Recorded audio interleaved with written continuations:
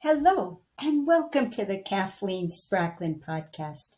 I am a woman on a mission to gather a cadre of writers, thinkers, and teachers who are transforming the world one character at a time. And it all starts with one thing: a deep understanding of human motivation, why people do what they do, and the forces that drive them. But I have been on a side bent lately talking about the Zettelkasten. And as long as you have questions, and as long as I hear back from so many of you that this is being helpful to you, I'll stay with it as long as it makes sense. So here is another episode. Well, this one is titled "The Rules," in quotation marks, that I use for card placement in my Zettelkasten. And the reason why I have to put that into quotation marks is because when I explain my rules, you're going to find out that they're not parent, child, and does it develop, or does it present a side thought, or does it present an alternate thought, or does it go deeper? No, I don't use any of those list methods of determining where my cards go. I use a method that is very, very close to my heart. And here's the reason. Okay, now my bent is fiction writing.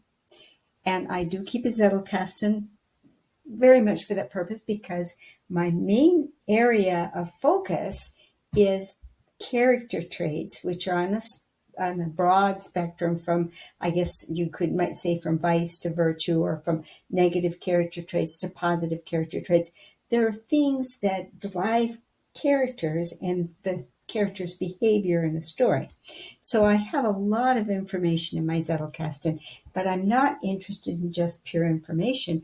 I want to always react to the information and always be thinking about, well, how can that affect a fiction writer? How can that be conveyed to a fiction writer to help create more believable characters and more memorable stories? That's my area of focus.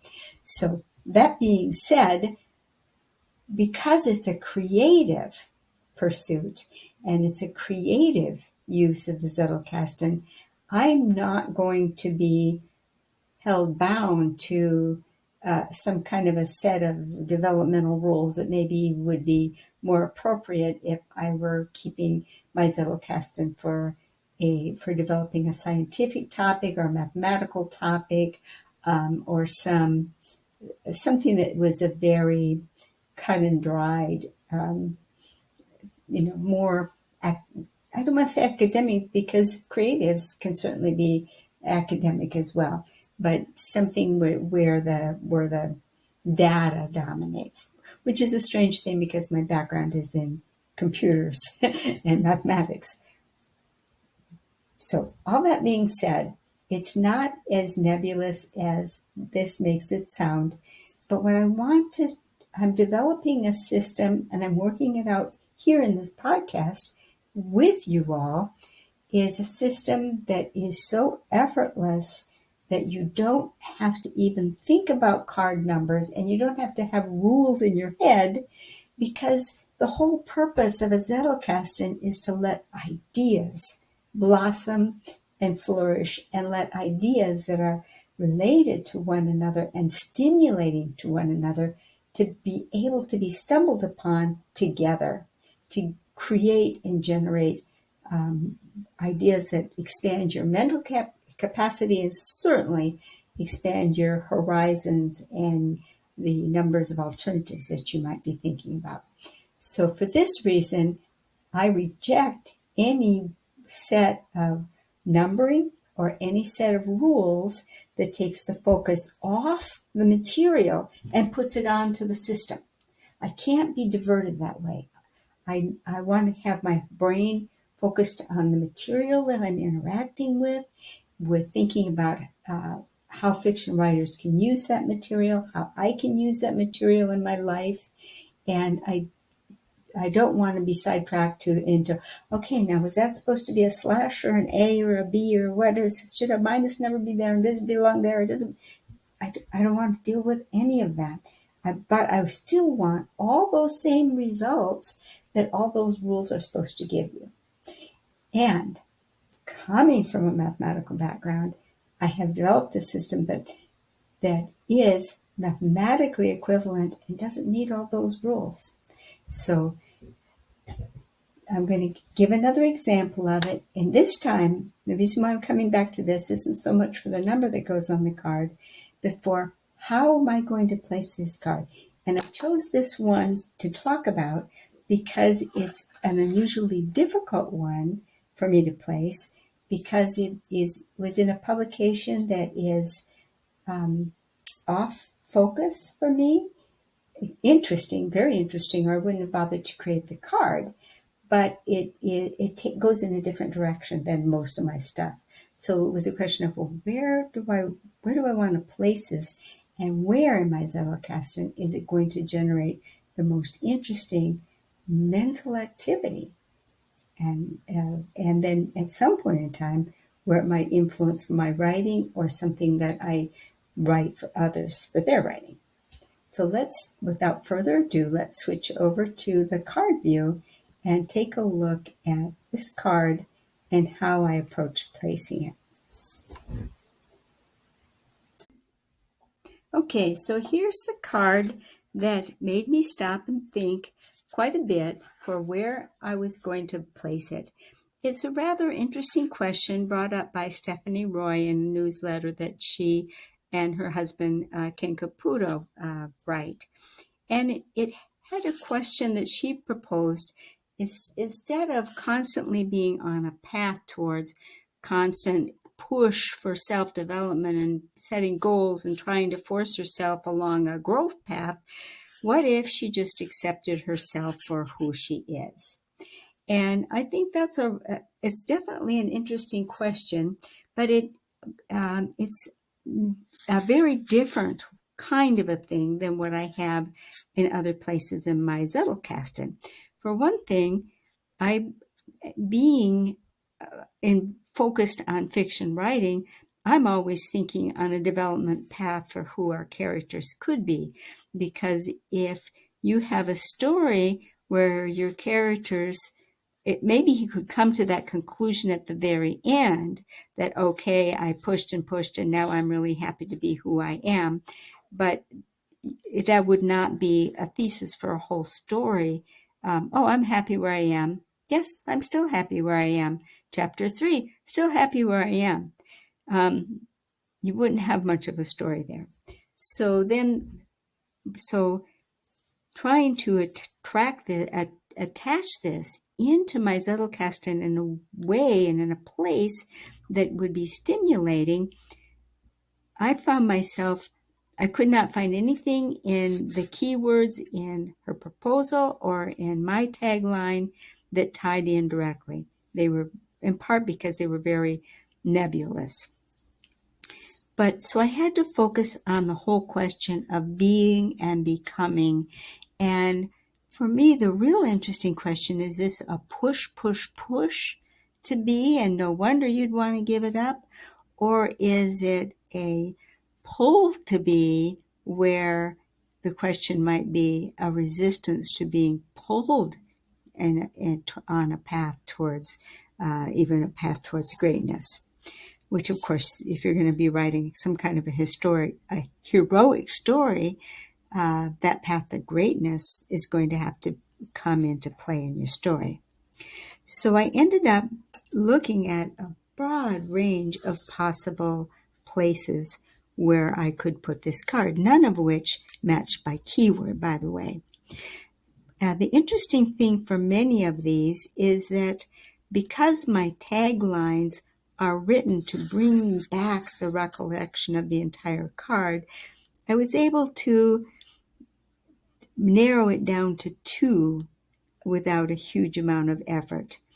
And so I did pull clumps of cards for each of these 2, and I ended up focusing on this one, on the art of perfection as being the art of arts, which is quite distinct from the thesis of the question that Stephanie Roy proposes. She's saying, what if I am who I am, and that's who I am, is quite a contrast to the whole question of, are you going to be on a path towards perfection? Are you going to regard that as an art of arts? But it sure is conversation starting. And so that's where I ended up.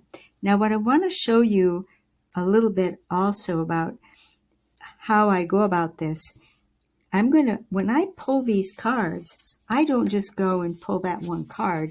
I pull everything in its vicinity, because there's interplays of ideas going on. And so you're going to want to look at surrounding cards, because this card itself was placed in the center of a conversation.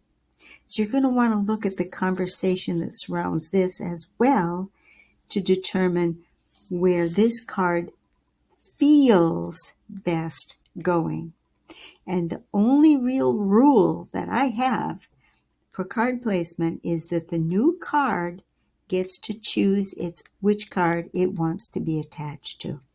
So then I'm going to pull the card that I identified as being the most likely one. And this card is that the art of perfection is the art of arts. And that are we perfecting the soul is the noblest act of life, which sounds like a great concluding drama.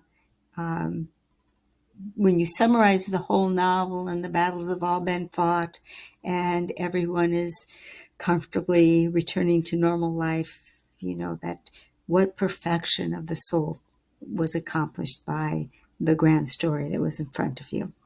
So I look at the cards in its immediate vicinity to figure out whether or not that's exactly precisely the one that I want, or whether I want something that's simply in the same area.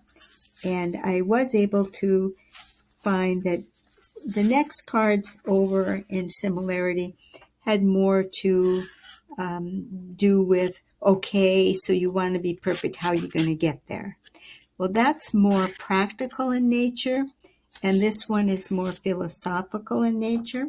So I did feel that the more philosophical nature card was the one that I most wanted to place this one with. So then after that, the next question that I have to ask is, since this one ends with 2A0A, then my next card number, my logical one, would be -1. In my numbering system, it's number, letter, dash, just as a separator. Number, letter, dash, just as a separator. So it's time for a new number, and that would be -1. But I had to make sure that I didn't already have a card with that number in the system, in which case this one would have to be -2 or maybe -3, even if there were 2 ones that followed. And there was not another one. So now I am ready at this point to say, okay, this card, I know what its number is. It's 1H3C-2A0A-1. And now this card can almost be put away, but I'm going to index these keywords and maybe something else in here if it feels appropriate. So I'm going to index this card before I put it away. And it's especially important that I index this card because it is not an exact topic of the other card. So if I wanted to find this card, I wouldn't stumble on it by the index to this card. So that's another question of when a card needs to be indexed and when it doesn't need to be indexed. Okay, I hope that helped. And I hope you see that it can be, the card itself can direct where it goes. The numbers are super simple. I'll review them in another video if I need to. Just put a note in the comments if you want me to go back over the effortless numbering system. And the whole idea of the Zettelkasten is that it pulls you into greater and more powerful thoughts, kind of like that card, where the question is, are you going to push, push, push, push? and drive your numbers and force your rules and make it all, your Zettelkasten all complicated? Or are you going to open yourself up to the creativity and to the future and let yourself be pulled into a beautiful life and a beautiful Zettelkasten? I think the metaphor there was just very, very fortuitous, because that, to me, that is the whole joy of life, is never closing yourself off. I mean, I'm 76. I should be retired and sitting in a rocking chair, I suppose. And instead, I'm opening a whole new phase of life. And a Zettelkasten is like that too. It's an open invitation because of the amazing connections that you can get with ideas from very diverse sources that then can come together and get some real exciting thought patterns going. So stay with your thought patterns, stay with your heart, and don't let those numbers get in your way. There's no reason for that. Don't let the rules get in your way. There's no reason for that. It's effortless, and you can just delight in the beauty of the association of ideas if you keep your Zettelkasten the effortless way. Thanks. Good night.